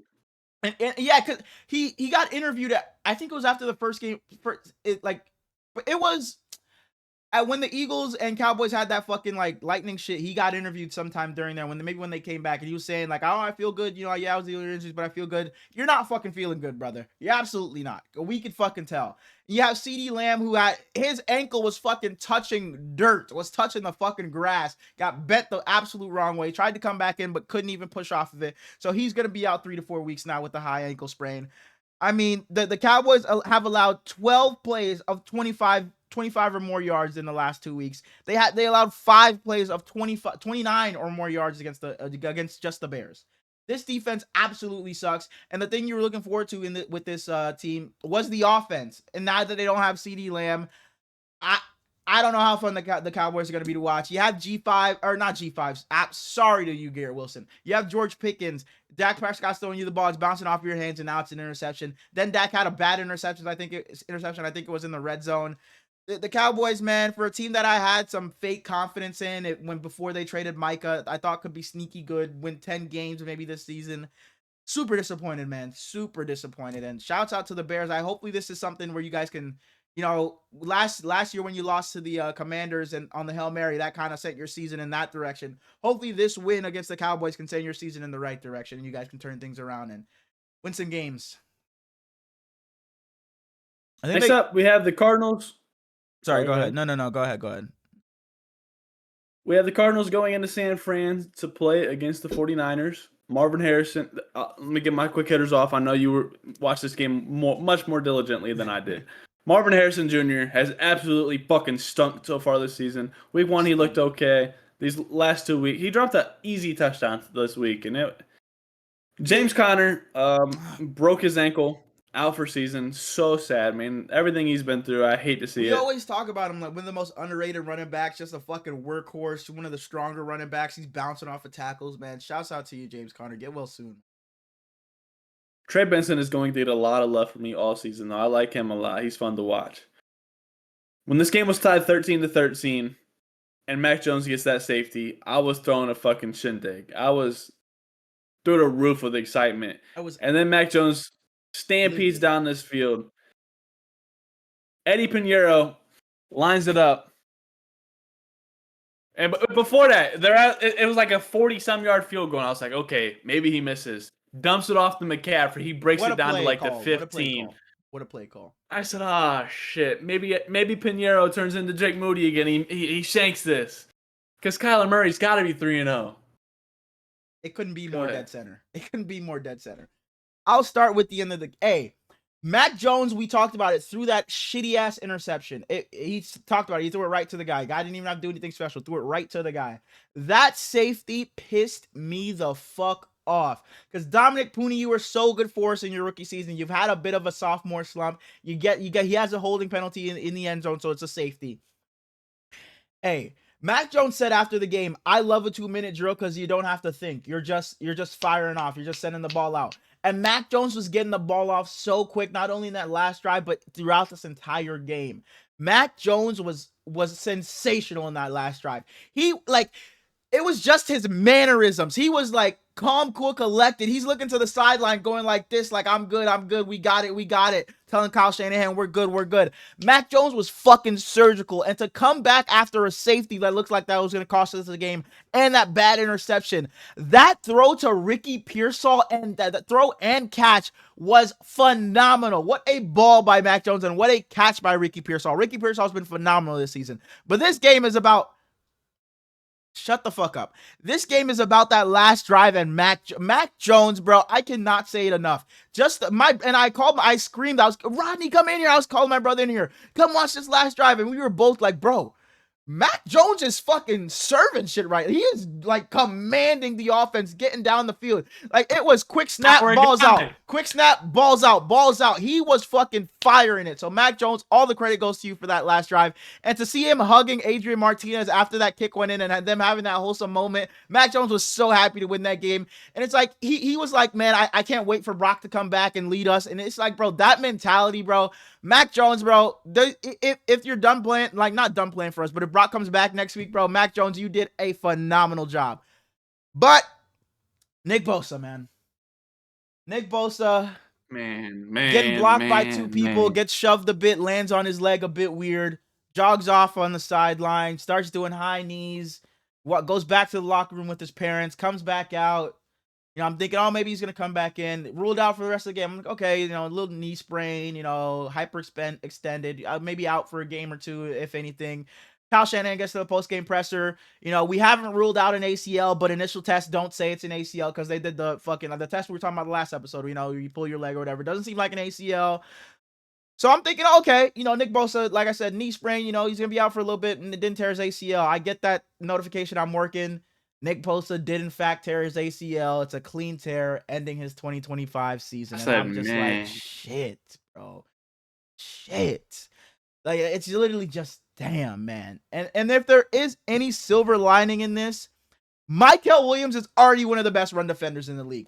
Mykel Williams is fucking phenomenal. If Mykel Williams can get some a pass rush together, he will be great. But he's already one of the best run defenders in the league. And Brightsoff has been phenomenal for us. Has been absolutely outstanding. So his defensive line did play well, even with Nick Bosa going out. So I do still have some confidence in them. And people talked about us trading for Trey Hendrickson or people like that. Or I just don't know if I just don't want to be so short-sighted because I don't think we were legit Super Bowl contenders with Nick Bosa. So I don't think us trying to replace Nick Bosa makes us a Super Bowl contender again. So I don't think we should do anything drastic like that. I think we just play with the young guys and see what, whatever happens. But yeah, Ricky Pearsall, you were great. CMC, you look great. Kyle Shanahan called a good game. I will say that screen pass to CMC was really nice. But yeah, it's Mac Jones and Nick Bosa are the takeaways from this game. And Fred Warner still all-pro Fred Warner, baby. Oh, no. Cardinals have the ball. They have the chance. It's 15-13. They have the chance to go run. Huh? Shout out Upton Stout. They have the chance to chew the clock out. Kyler Murray throws the ball to, I forget who it was, on 4th and 8 or something. Or no, not 4th and 8, like 4th and 2. He catches it, goes to the ground, and I'm like, oh shit, game's over. They're gonna run out the clock. I see the ball come popping out, and it's fucking Upton Stout. And all through training camp, the talk was Upton Stout's been a fucking dog. And when we made that fucking pick, you were fucking laughing because 5'8" dude or whatever, 5'8" corner, you were fucking laughing at us. Upton Stout has been fucking phenomenal for us this season, bro. The rookies have played so good for us. Yes, Nick Bosa did get hurt. That sucks. But the rookies on defense have stepped up. And D Winners we're linebacker university. I don't want to spend too much time here. I already spent too much time on this game, but I love the Niners, so I get a little, overzealous. But yeah, a lot of things to be happy about. The fact that we're still winning games 3-0 with all the injuries we have. Brock Purdy, George Kittle, no Brandon Ayuk, still no Juwan Jennings, Nick Bosa out now. The fact that we're 3-0, I couldn't be more happier. We can move on. What the fuck? Kansas, weak ass Sunday night football, man. I was not waiting all night for Sunday night. It was not weak ass Sunday night football game. Like even if the Chiefs were the Chiefs, this one gonna be a good game regardless. We knew that the Chiefs were coming out 1-2 at the end of this. It was just they both went in 0-2. Chiefs at Giants. Chiefs win 22-9. I have only a few things to say. Saquon Thornton is prime Tyreek Hill.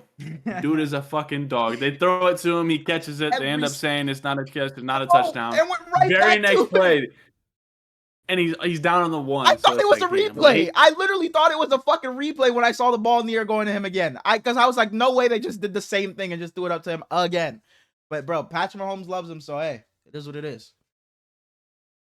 Dude at running back sucks. Secondary running back stinks. Yeah. And they're not playing their rookie tertiary running back. Brashard Smith, start getting warm, brother. Tyrone Tracy's shoulder fell off the bone, and Cam Scattaboo pretty much was the entire offense all game. Jackson Dart will be starting instead of Russell Wilson because Russell Wilson was brain dead for 2 of these 3 games and then was the best version of himself in one of them. So I don't know. Brian Dable got to go. I'm tired of the Giants, and this game sucked. Yeah. Malik Neighbors. Man, every time I see him get interviewed, didn't even get targeted. Every time I see him get interviewed, it's just like, fuck, bro. Like, this dude's just in his second year, but it seems like he could request a trade any fucking day and just get up out of here, man. I hope Jackson Dart comes in there and gets him some fucking targets and gets him his numbers, because I don't want to see Malik Neighbors turn into one of those guys that is just gone from this team too soon because they could just never get it right. So I hope Jackson Dart can at least, even if Jackson Dart isn't the greatest quarterback, I hope Jackson Dart can just get Malik Neighbors' numbers. I know Joe is wishing that too because he has him in fantasy. There's something about me that like I always want to see when a college team has two guys drafted and they both become stars. I want to see them play together so bad. Like I want him back in and with Brian Thomas Jr. again. I want Olave and Garrett Wilson together again. And I don't know what it is about me yet, but like I know it's probably better for their career if they're number one guys, but I think it's fun. Anything else about this weak ass bum ass garbage ass game? Al-Quadin Muhammad and the rest of his weak ass Lions, because boy was he fucking amazing. Him and Aiden Hutchinson off them edges. Lord have mercy. I didn't think that Aiden Hutchinson had a partner in crime like him. But he was there. Go into Baltimore. So absolutely shit on. Absolutely shit on the Ravens. Derrick Henry looked phenomenal. Zay Flowers, I was trying to find him. I don't even know if he was in the game. Do we know if he just stayed home? Do we know if he got iced in and couldn't get out of his driveway? He didn't show up. Yeah, exactly. Him and DeAndre Ayton are neighbors, so he couldn't get out of his driveway. Zach Orr probably won't be there next season if he continues to call games like he did this one. He doesn't blitz. He's not good. He just hasn't been good. Bro, how can a team be so talented but look like the most lifeless, soulless, like we just don't give a fuck at times defense, bro? It at times it feels like it's like everybody called us we're gonna be the best defense, we're gonna have the best secondary, so it's like, oh, we'll be all right, we'll just live off the name of our players. But it's like, bro, at a certain point, it's like you guys gotta fucking put some shit on it. There's too much fucking talent for you to just be getting throttled like this. I know it's the fucking Bills in week 1 and the fucking Lions in week 2, and this score don't show how fucking lopsided the game was towards the end, because the Ravens scored a fucking garbage time touchdown to make it somewhat close. What the fuck is going on, bro? But for you to that secondary has been piss poor. The pass rush, I know there's no fucking Matabike or Kyle Van Noy on Monday, sorry. But my goodness, Jared Goff fucking diced shit up. When you give Jared Goff time and he's able to just stand there and he's not getting pressure, doesn't have to move off of his spot, can just make the quick read and react, Jared Goff will dice you up the entirety of the game, and that's exactly what he did. He picked them apart. There was no pass rush. There was no pressure on Jared Goff, so he was able to do whatever he wanted. David Montgomery ran, I think it was phenomenal. Like 12 rushes for 140 yards. It was insane. 2 touchdowns. 2 touchdowns. Jahmyr Gibbs had 2 touchdowns, I think, as well. Amon-Ra St. Brown had a touchdown. The Lions did whatever the fuck they wanted to this defense. Jared Goff diced them the fuck up. Monty's second touchdown to ice the game, pretty much. They were going, go down. He was breaking every tackle and fucking. I love Monty, bro. I loved him in Chicago, and I'm glad that he went over there and is doing his thing. And Derrick Henry, disappointed in Baltimore. Derrick Henry, you're not washed by any means, but a fumble in each of the first 3 games is a little wild. And 2 of them, you see him slam his helmet, bro. He was pissed, and rightfully so. I would not want to be a Chief next week. And then, I don't know. You got this defense coming to town. You might put up 40, right? And as you got the Mahomes jersey on, but you can't. You fumble 3 times to start the season. And then 2 of those fumbles are in the 4th quarter against the Bills and the Lions. It's just we just cannot be having that. I don't know what it is with the Ravens to where they just continuously just fucking pull some shit like this. This defense is we've said it so many times. It's 2 starts studded to be this fucking bad. It's 2 last season it was okay. The personnel was a bit, or not the personnel, but the scheme was a bit off. Let's put Kyle Hamilton back to his normal safety position, and then things just magically fixed. Because you had him playing at kind of the linebacker role early last season. You put him back to safety, the defense was great again. I don't know what the fuck the problem is this time. I really don't fucking know. I don't know what it is. Kyle Hamilton's back in his normal position, but this defense still can't guard a damn thing. And I am worried because you have one of the Chiefs or Ravens is going to be 1-3 after next week, unless they fucking tie. One of the Chiefs or Ravens is going to be 1-3. That is insane. That is insane to think about. And why would you say unless they fucking tie? Why would you put that in the world? I think it's worse for the Ravens if they go down to 1-3. I really do think I it do is. too. I think it's a worse look for the Ravens if they fall to 1-3. They better not. It's a worse look, but But it's better in the better outlook of things because for they have sure. an easier hole to dig out Yeah, of. exactly. Because they just have to beat out whoever's in their division. The Chiefs will be out of the race for the 1 seed in their division. They'll have to vie for a wild card spot. So for sure, in terms of literally statistically and getting to the playoffs, it's worse for the Chiefs. But just the outlook on the team and how I view Bad the look for team, the it's a Ravens. bad look for the Ravens to fall to 1-3. It's a terrible look. You got to be better. Got to be better. What you got? All I got. We don't have a small stock market to review. No preview episode. We got no fantasy four-man, no pick'ems. Mm-hmm. But we do have one last football thing before we get to our Monday night or our Thursday night preview. We got the griller chew. Uh-huh. And I'm gonna be honest with you. You might want to be a little preservative.